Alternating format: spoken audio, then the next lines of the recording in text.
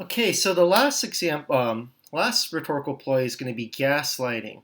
Now, here's an interesting thing.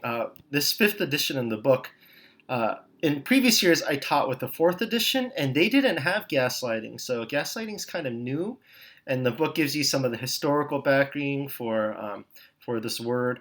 I actually think the word is still kind of finding its meaning, but here's what I draw from the book: using language rhetorically to discredit and undermine someone so that they significantly doubt themselves and their claims. Okay, so this normally happens in the case of testimony. Somebody talks about what happened to them, and typically, given its origin, if you remember from the book how this arose from a film about gaslighting, literal gaslighting. So check the book for that.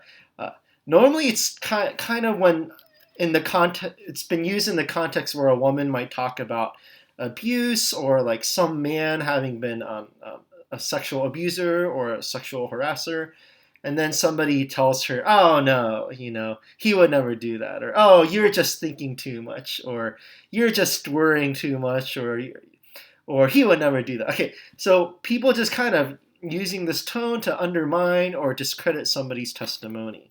Okay, and that's gaslighting, and it arises normally in this context of relational abuse. Um, Now, for it to be rhetoric rather than argument, it has to be the use of rhetorical language. So, I mean, sometimes we should try to discredit and undermine someone's testimony when we, especially have good reason to. But in other cases, we're just kind of downplaying for no good reason, and then we're just you're just thinking too much or something, and that's gaslighting, and yeah, and I think it's drawing its attention to something important that more people are focusing on in the Me Too movement to listen to women's voices and women's testimony. Now we shouldn't go all aboard like and just say, okay, so that means we should just gullibly like believe anybody's testimony. Like we shouldn't do that.